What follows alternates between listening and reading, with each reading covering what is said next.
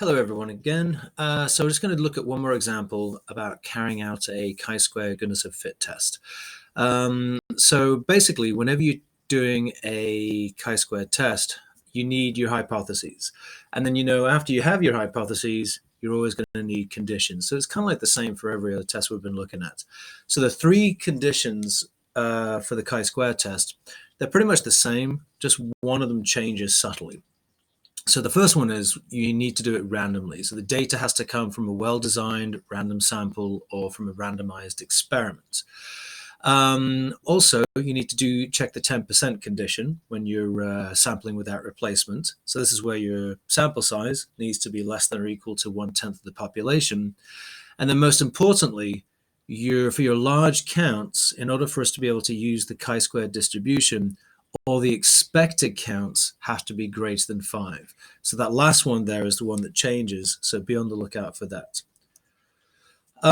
So before we start using the chi-square goodness of fit test, we have two important cautions to offer. So the chi-squared test statistic compares observed and expected counts. So please don't try to perform calculations with the observed and expected proportions in each category. Always make sure you're looking at the counts. And when you're checking the large sample size condition, be sure to examine, like I said, the expected counts, not the observed counts. All right. So just to recap, remember when you're looking at the hypotheses, the stated distribution of the categorical variable in the population of interest is correct. That's for the null.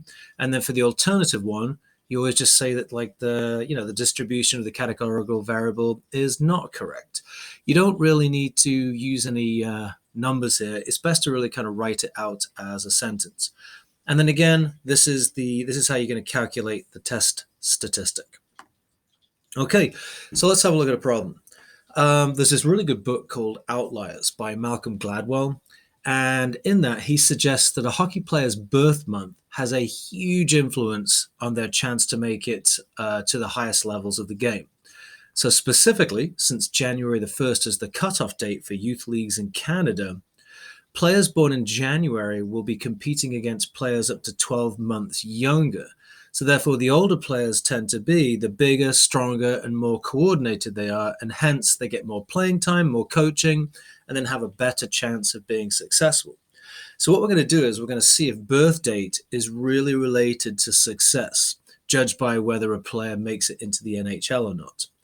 A random sample of 80 National Hockey League players from a recent season was selected, and their birthdays were recorded. So here's what we found. For January to March, 32 of those players that were playing were born within those months. And it was 20 between April and June, 16 between July and September, and then 12 from October to December. So then the question is, do these data provide convincing evidence that the birthdays of all these players are evenly distributed among the 4 quarters of the year? Because if birth dates had nothing to do with it, you should see an even distribution. It looks like we have a slightly uneven distribution, and that's where the chi-squared test for goodness of fit comes in. So here are our hypotheses. So null, the birthdays of all NHL players are evenly distributed among the 4 quarters of the year. And then for the alternative, hey, the birthdays of all NHL players are not evenly distributed among the 4 quarters of the year. And we have no significance level specified, so we're going to use 5%. Always a good one to use. So if the conditions are met, we can go ahead and perform this chi-squared test. So here we go. Let's check our 3 conditions. Random. The data has to come from a random sample of NHL players, which it did. 10%. Now here's the deal. Because we're sampling without replacement, there must be at least 800 NHL players. And in the season when we collected the data, there were 879. So we're good for that one.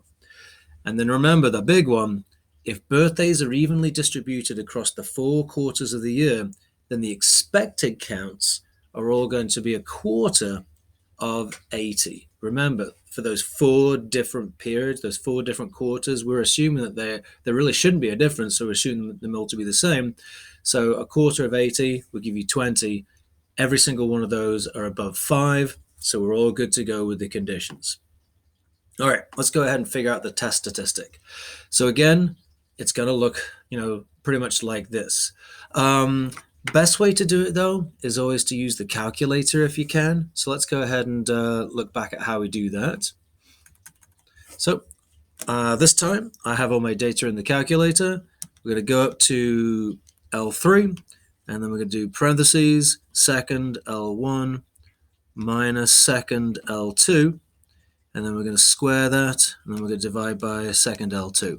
So that gives us all those values. So these are what we call our contributing factors or values. So as you can see, for the first quarter, there seems to be a really high number there. So that has the greatest contribution to the data or the test statistic that we're going to be looking at. So when I go to second vars, we can then go to the chi-squared CDF, which is number 7. Oh, should have got out of that first. Ignore that. Get out of that. Then do second vars. Go down to number 7. So remember, no, we don't want to do that. Sorry, we want to do the sum first. My bad. So we're going to do second stat, go across to math, and then we'll do the sum. So that's 5 of everything in L3. And that gets us our test statistic of 11.2, which matches what we got right there. Okay, so let's go ahead and figure out how that compares to our p-values. Now, again, we could use the tables. So if you look at 11.2, and remember, we've got 4 categories, that's 3 degrees of freedom. It seems that our chi-squared statistic lies between 9.84 and 11.34. That gives us a value of between 0.01 and 0.02 for our p-value. So it looks like we're definitely going to reject the null here. Now, if I want to calculate that exact p-value, again, remember that value, 11.2. Go back to our calculator, second, vars, number 7, and then 11.2, comma, really, really large number, comma, and then the degrees of freedom, well, there are 4 categories, so therefore 3 degrees of freedom gives you a value of 0.01. So it's actually just a little bit higher than 1%, which is certainly less than 5%.